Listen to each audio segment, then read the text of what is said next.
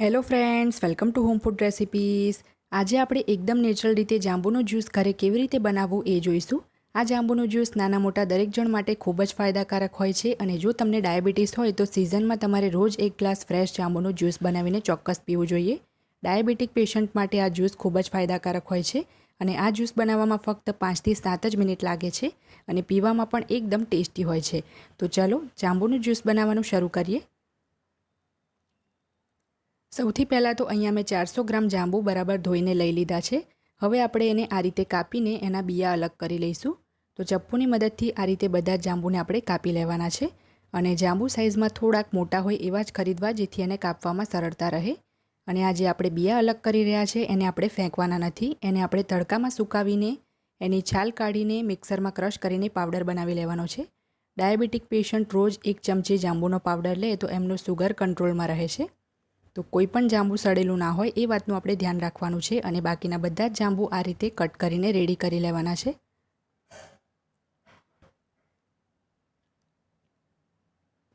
અહીંયા મેં બધા જ જાંબુ કટ કરી લીધા છે. હવે આને હટાવીને અહીંયા એક મિક્સર જાર મૂકી દઈશું અને એની અંદર આપણે સમારેલા જાંબુ ઉમેરી દઈશું. હવે આપણે એમાં અડધી ચમચી જેટલું સંચળ ઉમેરીશું. 1/4 ટીસ્પૂન આપણે જીરું પાવડર ઉમેરીશું, 5 ચમચી જેટલો. 1 ચમચી જેટલો આપણે એમાં લીંબુનો રસ ઉમેરીશું. અડધા નંગ લીંબુનો રસ છે આ. હવે આપણે એની અંદર ઉમેરીશું 1/4 ટીસ્પૂન સુગર ફ્રી પાવડર. ધ્યાન રાખવું કે આ જ્યુસ જો તમે ડાયાબિટીક પેશન્ટ માટે બનાવતા હોય તો રેગ્યુલર ખાંડ સહેજ પણ ના ઉમેરો. કાં તો તમે આમાં સુગર ફ્રી ઉમેરો, કાં તો ખાંડ વગર જ આ જ્યુસ બનાવો. જો 2-3 ચમચી ખાંડ તમે આ જ્યુસમાં ઉમેરી દીધી તો જ્યુસ પીવડાવવાનો કોઈ જ ફાયદો નથી. તો આની અંદર મેં અડધો કપ ઠંડુ પાણી ઉમેર્યું છે અને હવે આપણે આને પીસી લઈશું. અહીંયા તમે જોઈ શકો છો કે બધી જ વસ્તુને બરાબર મેં પીસી લીધી છે અને ખૂબ જ સરસ કલર આવ્યો છે. પણ આ જ્યુસ મને હજી પણ થોડુંક ગાઢું લાગે છે, તો 1/4 કપ પાણી, ઠંડુ પાણી હજી હું આની અંદર ઉમેરીશ અને ફરીથી આપણે આને પીસી લેવાનું છે. પાણીની જગ્યાએ તમે ચાહો તો બરફના ટુકડા પણ ઉમેરી શકો છો. હવે આપણા જાંબુના જ્યુસની જે કન્સિસ્ટન્સી છે એકદમ પરફેક્ટ આવી ગઈ છે. એકદમ વધારે ગાઢું પણ નથી અને એકદમ વધારે પતલું પણ નથી. તો હવે આપણે આ જારને હટાવીને અહીંયા એક બાઉલ મૂકી દઈશું અને બાઉલની ઉપર મેં એકદમ નાના કાણાવાળી ગરણી મૂકી દીધી છે. એની અંદર આપણે જ્યુસને ગાળી લેવાનો છે.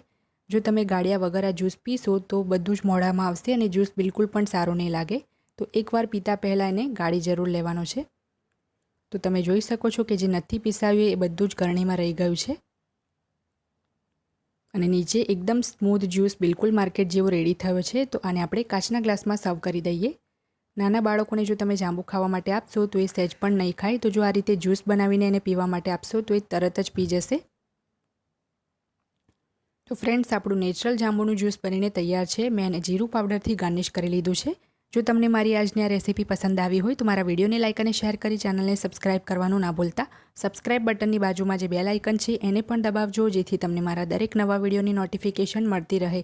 અને જો તમારે મારો આ જ વિડીયો હિન્દીમાં જોવો હોય તો એની પણ મેં લિંક નીચે ડિસ્ક્રિપ્શન બોક્સમાં આપી દીધી છે. તો મળીએ નેક્સ્ટ વિડીયોમાં. ત્યાં સુધી આવજો.